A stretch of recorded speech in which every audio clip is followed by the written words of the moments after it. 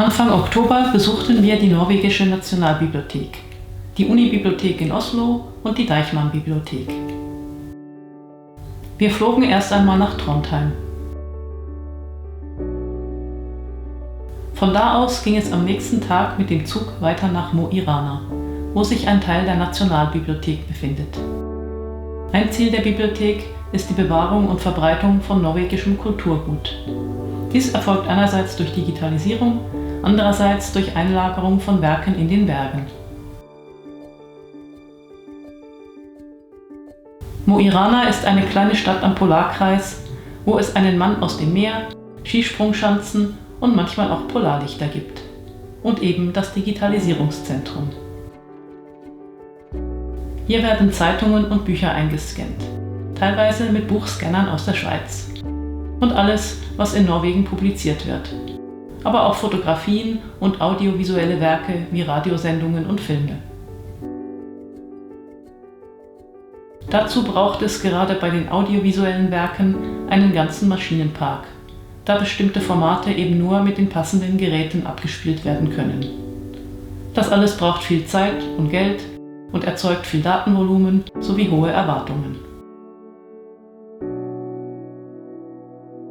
Hier sind auch die Bücher der Nationalbibliothek untergebracht, die nicht so häufig ausgeliehen werden. Das heißt, aus diesem Lager erfolgen jährlich etwa 200.000 Ausleihen. Jedes Buch verfügt über einen Strichcode und gehört in eine Mappe, die wiederum mit einem Strichcode versehen ist. Die Bücher in den Mappen werden in Kisten gepackt, wobei ein Buch keinen festen Platz in einer bestimmten Kiste hat. Das nennt man Chaos Storage. Die Kisten werden hier automatisch ins Lager transportiert. Man könnte stundenlang zuschauen.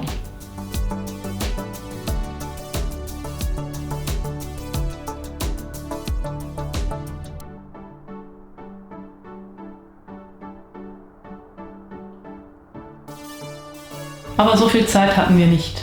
Schon befanden wir uns auf dem Flug nach Oslo, wo wir in verschiedenen Vorträgen hörten, wie die Werke zur Verfügung gestellt und genutzt werden. Das Ziel der nationalen Bibliotheksstrategie ist, Bibliotheken weiterzuentwickeln, sodass sie in Zukunft relevante und wichtige Einrichtungen sein werden und zur öffentlichen Aufklärung und Selbstkultivierung beitragen können. Die Digitalabteilung hatte zur Veranschaulichung in den digitalisierten Zeitungen nachgeschaut, wann zum ersten Mal Besucher aus der Schweiz erwähnt wurden. Natürlich durfte eine Führung auch nicht fehlen. Im Treppenhaus sind Szenen aus der Edda dargestellt. Und wir wissen jetzt, wie Trolle wirklich ausschauen. Später ging es weiter zur Unibibliothek von Oslo. Hier erfuhren wir unter anderem, wie Machine Learning für Literaturreviews genutzt wird und ob sich ChatGPT für die Ausarbeitung von Suchstrings eignet.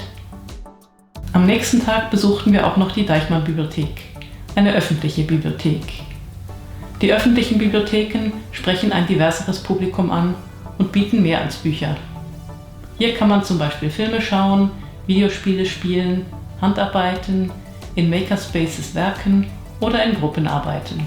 Die Tische sind auch nicht so langweilig großflächig angeordnet, sondern es gibt viele verschiedene Sitzgelegenheiten und eine Sortieranlage. Außerdem werden in der Future Library über 100 Jahre unveröffentlichte Manuskripte eingelagert, die im Jahr 2114 auf dem Papier der 1000 Bäume gedruckt werden, die speziell für dieses Projekt gepflanzt wurden.